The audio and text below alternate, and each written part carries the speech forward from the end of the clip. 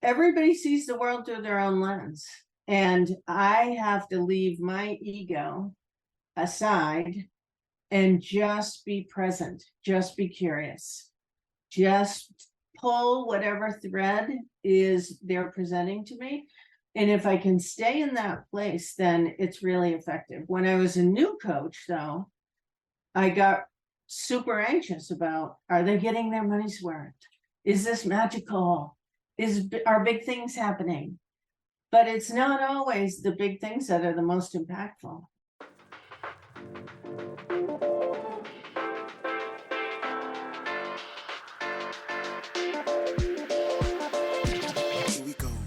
Welcome to GMP, the Great, Glorious, and Glamorous, aka the Going North Podcast, where authors from around the world help you realize that success is tangible. You'll leave with at least one new piece of inspiration or information to help you keep going north. Now let's get on with the show.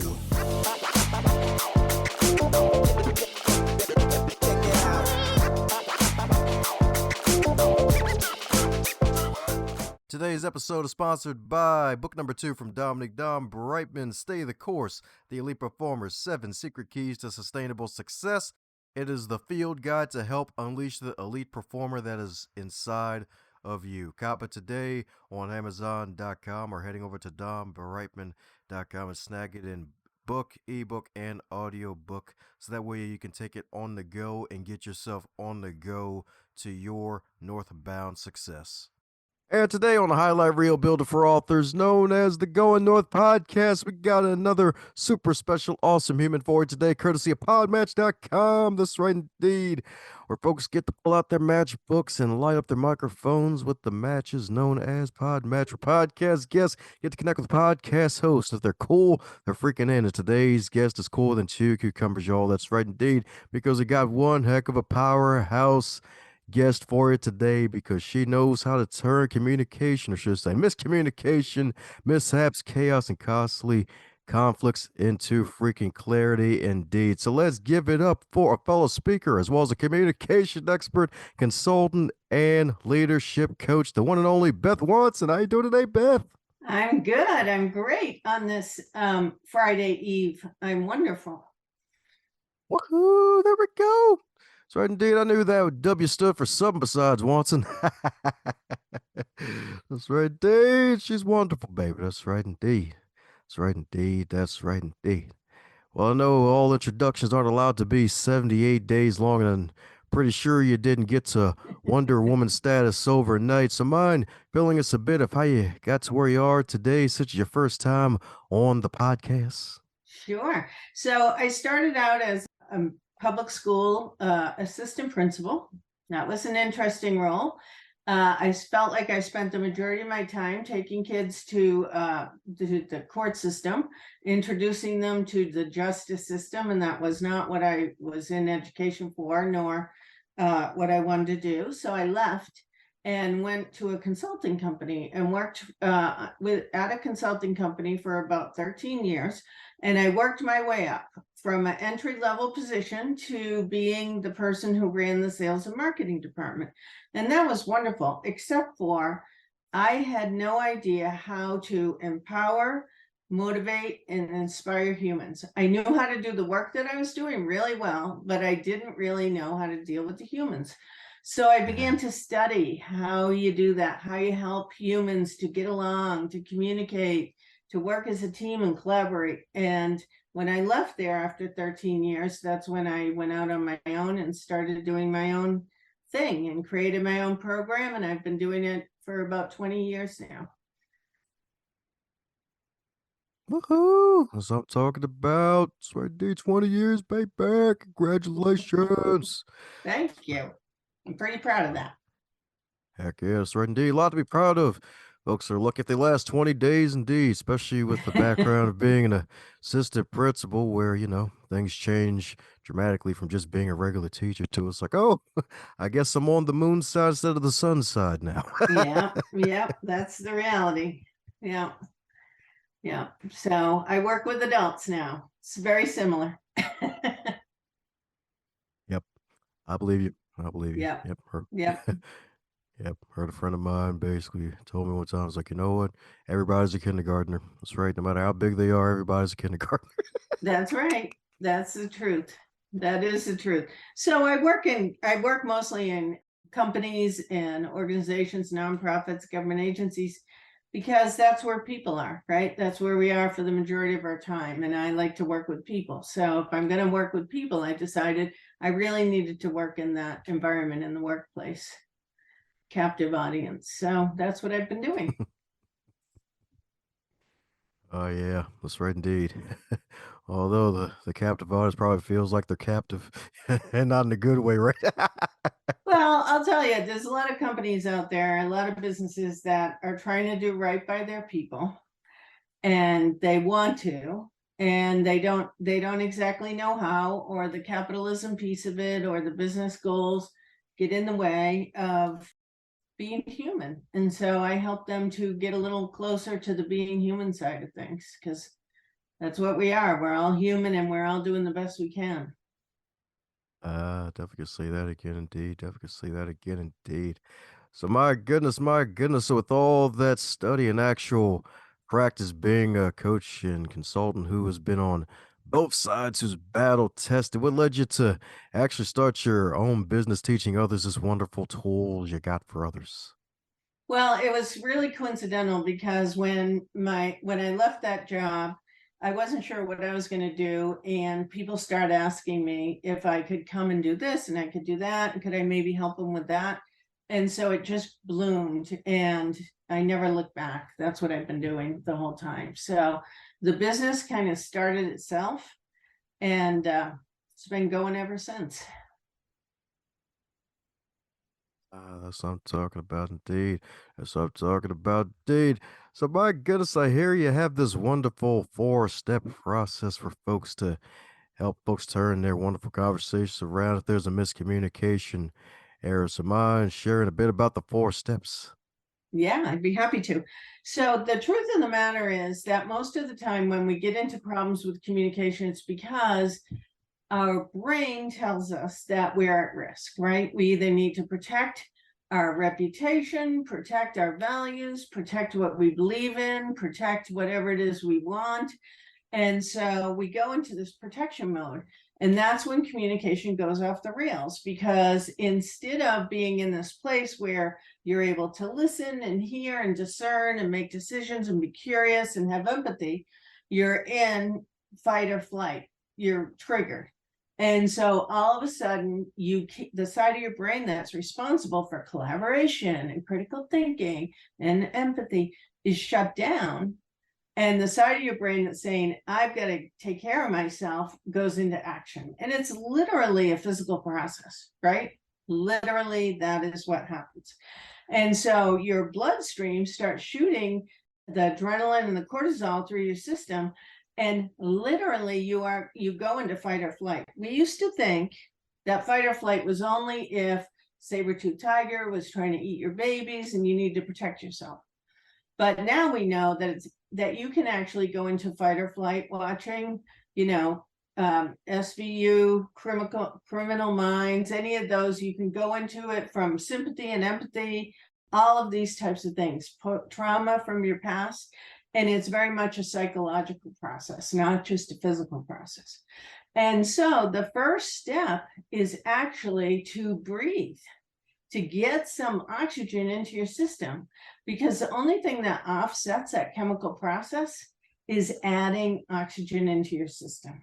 That's what does it. But it's breathing in through your nose and down into your lungs, very specifically in through your nose, because your nostrils and my nostrils are all designed specifically to bring an even flow of oxygen into our system. And so if you're trying to breathe in through your mouth, that's when you hyperventilate and your mind gets more panic, because it's like, oh my God, I'm in trouble. She's gulping oxygen. I have to start protecting myself again. So the first step is breathing. The second step, which is the one that people forget to do, is to identify what are really the facts right here. What are the facts in this Mhm. situation? Am I really at risk, or is that my brain, what I call future tripping, which is imagining, oh my God, I got called out in the meeting. Now everybody's going to think I don't know what I'm doing. Then I'm going to get fired. Then I'm going to live under the bridge. Right. And so the second step is to ground yourself in what's true in this moment. Somebody called me on something. I got passed over for a promotion. I didn't get invited to a meeting, right? All of those things, there might be multiple reasons why those happened, and it's probably not as dire as what you're making up. So identify what the facts are. The next step is to get curious. The best thing you can do when you feel yourself getting defensive, judgmental, blaming, attacking someone is to pause and shift to curiosity. Can you say more about that? Can you help me understand where that's coming from? Can you give me an example? All of those kinds of brief, open-ended questions not only shift the conversation, but they give you more time to pull yourself back together. So when you put a pause in and ask a question, instead of going to defending yourself or accusing or blaming or justifying, which are our natural tendencies, right? We do that because we want to protect ourselves. So go to curiosity. And so following that, then it's thinking about what is the action that you want to take based on what you learned through the curiosity. Now that you're in a calm state, now that you've identified what the facts are, what's your next step? What do you want to do next? How do you want to proceed from there? And sometimes the next best logical thing is to get out of there or to move away, or you might learn something in that brings you to a place of a different path to go down. So those are a really basic overview of what the steps are. The process itself involves writing exercises to think about all these things, to sift out and identify what's an assumption, what's a thinking error, all of those types of things. What might be a bias that you have that you're not even realizing you have that's come into play. So it's a little more involved, but that's the overview. And a darn good one too. It's right indeed. It's right indeed. Love how the first one is breathe because it's like metaphorically, you got to be an airhead. You got to have air in your head. You Folks ain't do. breathing properly. Yes, yes. And what's literally happening with those, the adrenaline, the cortisol, is they are flying up through your bloodstream and they're sending all the oxygen-rich blood to the sides of your brain that are about fight or flight. And so you need to get that oxygen going to the sides that are about collaboration, critical thinking, problem solving, creativity. So many people operate in fight or flight mode all the time, and they don't realize that they are.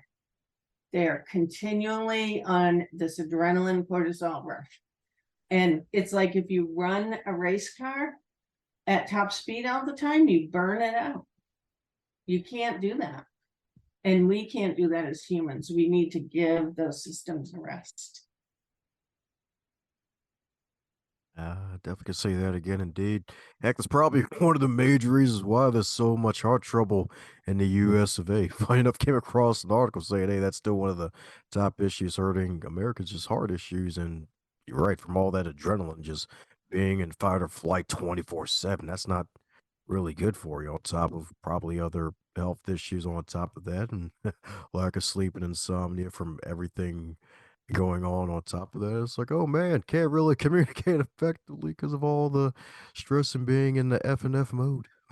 Well, and we have so many influences that are invested in keeping us there, like the media, right? 24-hour news cycles, or the repeated telling of all these stories, or having us hold on, breaking news, right? And or being on social media all the time, which, I admit I'm pretty committed to being on social media all the time also. But all of these give us that fight or flight constantly. We're constantly waiting for the other shoe to drop or being triggered in some way. And it's why so many people argue on social media. when you think about it, their values get challenged, their belief system gets challenged, and all of a sudden, before you realize it, you're typing some response to somebody you don't even know about something that you only have a one-dimensional view on what they even know.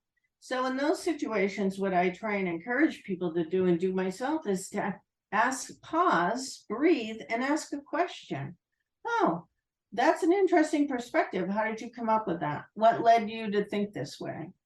Those types of things, to diffuse that constant social media kind of triggering and arguing. Oh yeah, definitely. That's right indeed. Especially with that other important second step. It's like, all right, fact finding. All right, what's actually real here? Like, is this actually clickbait and it's really a bunch Yes. of word salad? And God forbid now with all this AI invasion now trying to take over copywriter jobs and take out the human experience of everything. It's like, oh yeah. God. It's going to be tricky. I mean, we are going to have to have our own self-responsibility, self-accountability, discernment to be able to navigate all of this.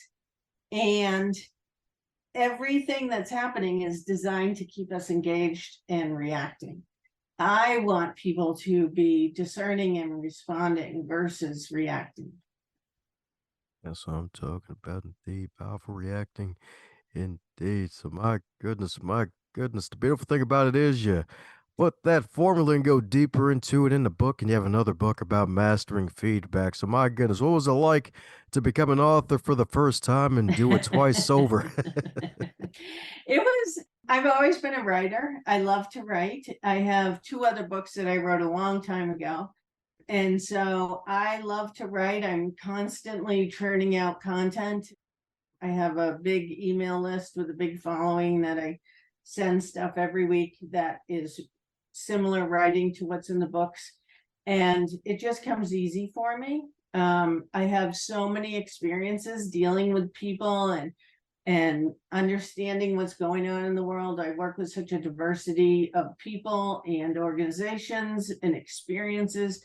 So writing is a great way for me to process information and to organize information.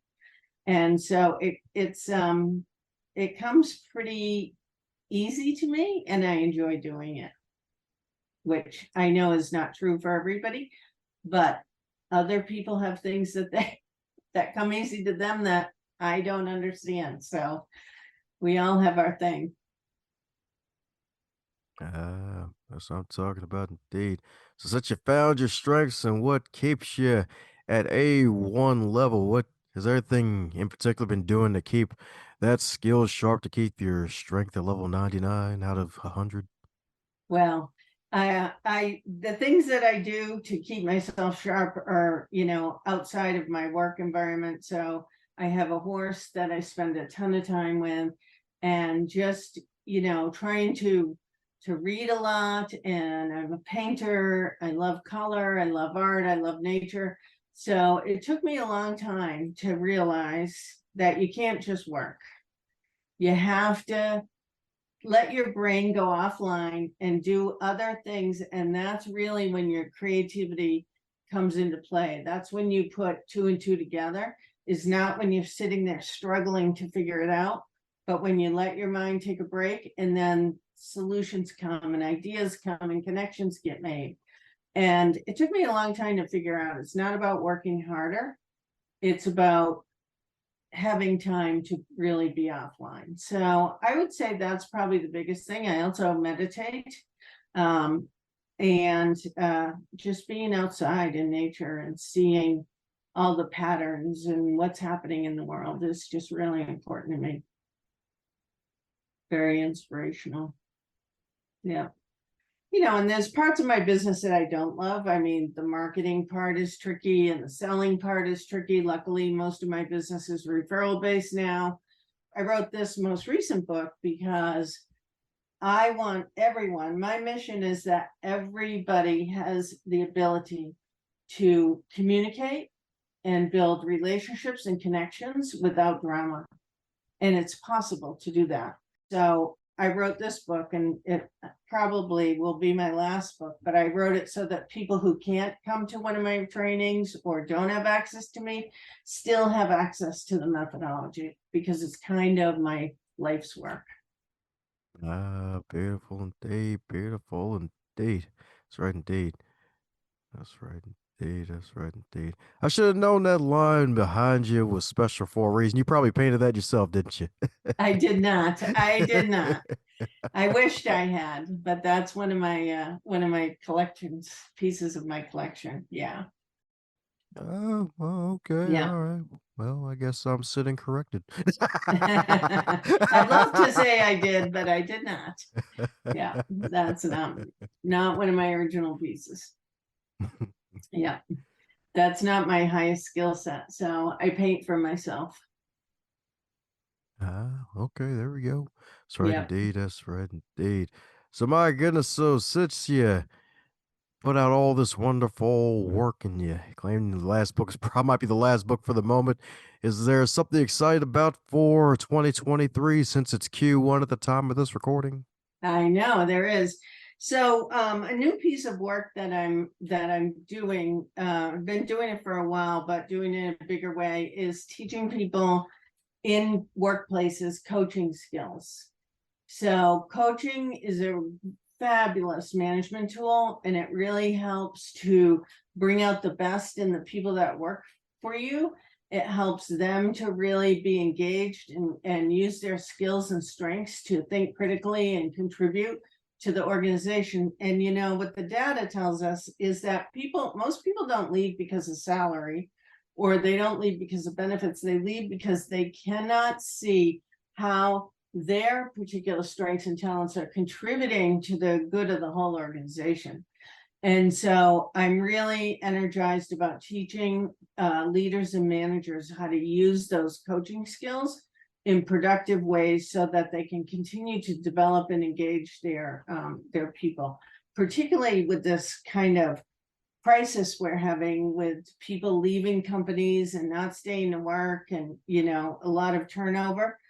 I really think if we can shift how we quote unquote manage people and shift to how we're really helping to develop them, I think it can have a big impact. So we're doing a training in a couple of weeks, which sold out before we even advertised it.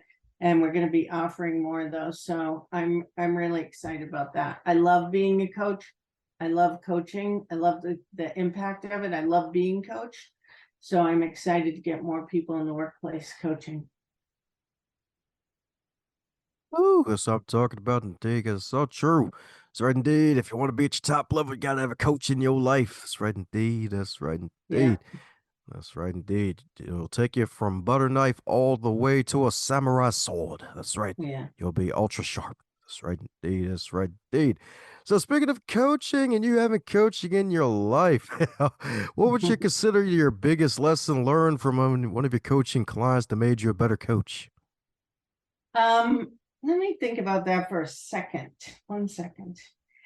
I think I think really it's just about trusting that the person being coached is getting their own experience out of it. So if I try and force an outcome with the person, or if I get myself nervous about what are they getting, what's happening for them, then I come out of the zone and I lose it.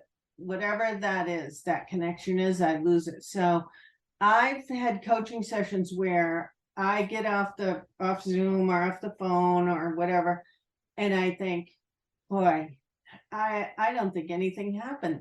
I'm not sure what happened in there. And then the next week or whatever, the person will tell me, wow, that was so powerful. And this is what changed for me, or this is what I learned. So everybody sees the world through their own lens. And I have to leave my ego aside and just be present, just be curious, just pull whatever thread is they're presenting to me.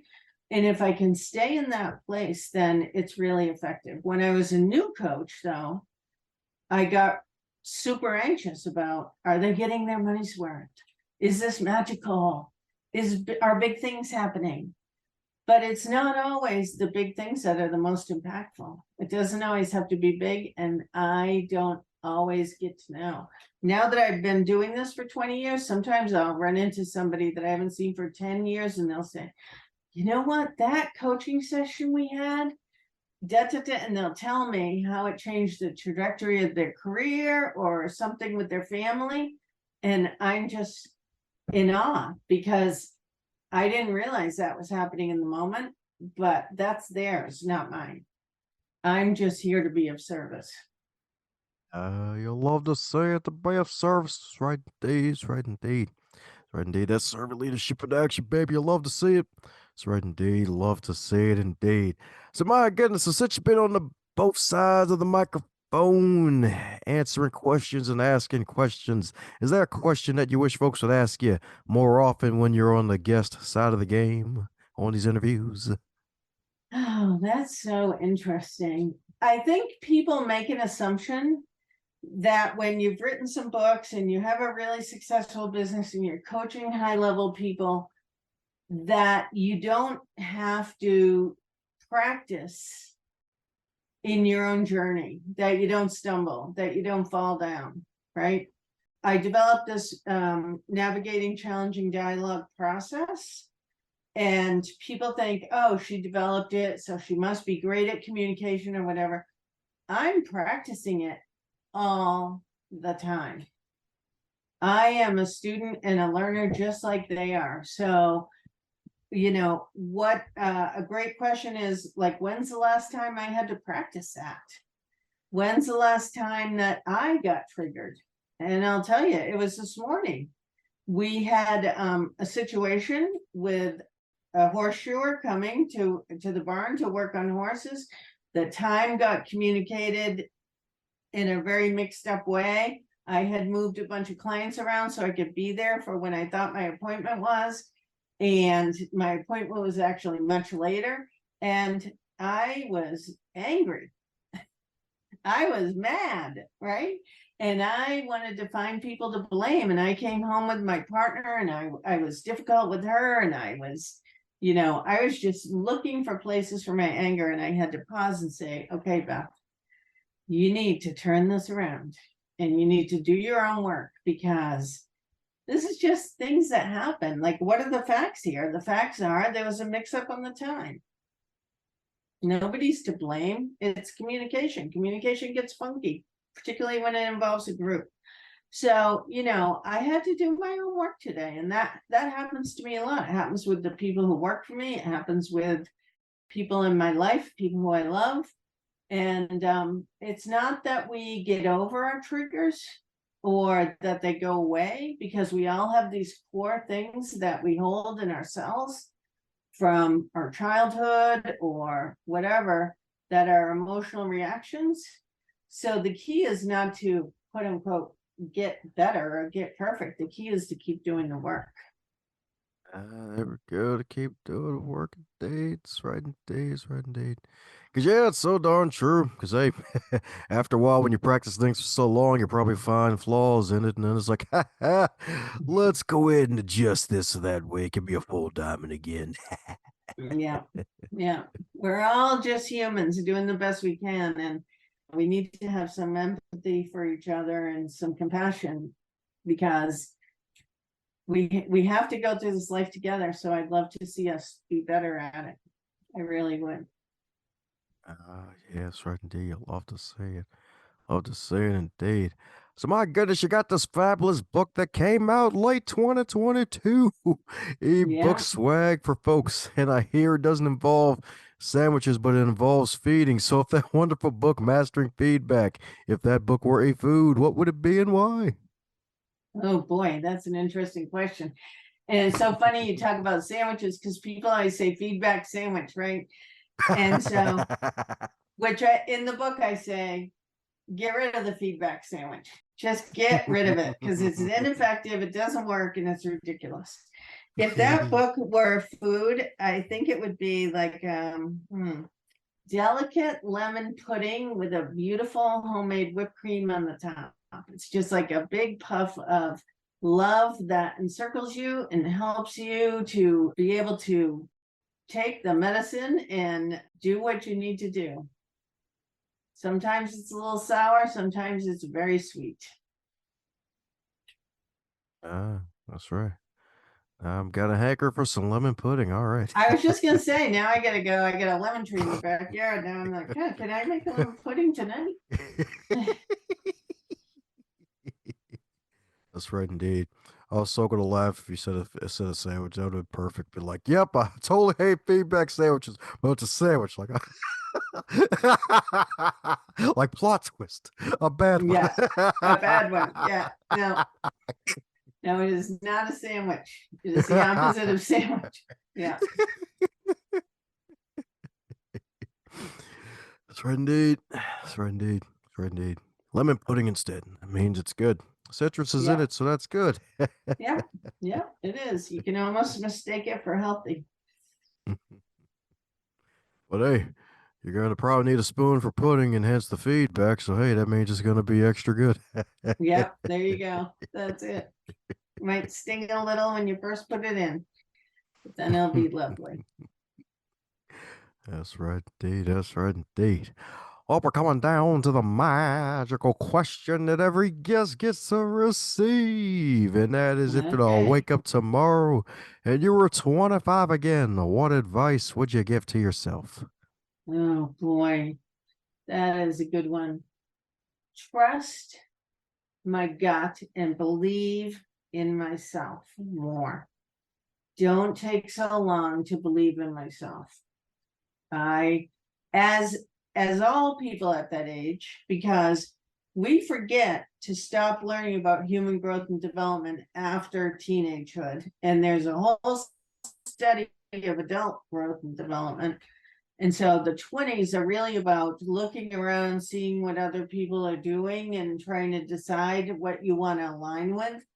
So we're very attracted to following other people, copying other people, and comparing ourselves to other people. So I think I'm going to summarize it right here. Don't compare myself to other people. I wish I had done less of that.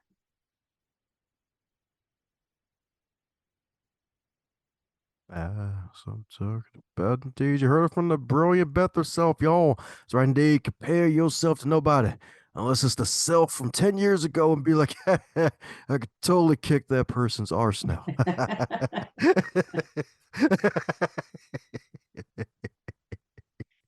Yeah, That's it right, takes a indeed. while to find your footing, but I would love to have found it sooner. Oh, yeah. That's right, indeed. That's right, indeed. When you find your footing, then you can play footsies for no reason. That's right. There you go.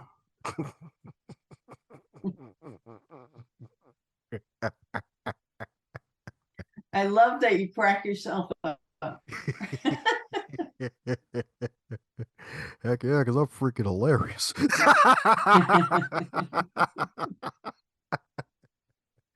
That's right, dude. That's right, dude. So, my goodness, so for those who need to find their footing on the journey with Beth and need to keep up with all the stuff that you're doing, snag a bunch of copies of your fabulous books and keep up with all the stuff you're doing, what's the best way for folks to do so? You can simply go to ncdsolution.com. Really simple. NCD, which stands for Navigating Challenging Dialogue Solution.com. Or you can find me on LinkedIn or Facebook or, any of the places. But ncdsolution.com is the best way to get free resources, my newsletter, access to my books, and learn about all the things that I do. So that's the best way. Oh, that's right, indeed. Well, you heard that, folks. Follow the brilliant and wonderful Beth, baby. That's right, indeed. You only got the cherry on top, y'all. I'm telling you, you didn't even get to the whipped cream and the rest of the metaphorical lemon pudding. That's right, indeed. You only got the cherry. You only got the 2% of the whole 90%. 8% package indeed. That's right, indeed. Because Beth has got a lot of goods to deliver and serve and give to the rest of the planet. We're going to put a link to her wonderful website in the show notes so you can dive in to the other 70%. And then if you bring her on as a coach, that's right, you'll get the other 20 and you get the full 100% experience, the 100% Beth experience indeed. So do just that, folks. So any parting words before I close up shop? No, I just appreciate you having me here. You are one of a kind host, and I love your laugh. So thank you, and I look forward to connecting with folks as they feel called to do so. So thank you. If you're listening to this, that means you're one cool individual. If you want to be cooler than two cucumbers, share this episode with someone that you think will enjoy it too. And be sure to subscribe and keep being fabulous.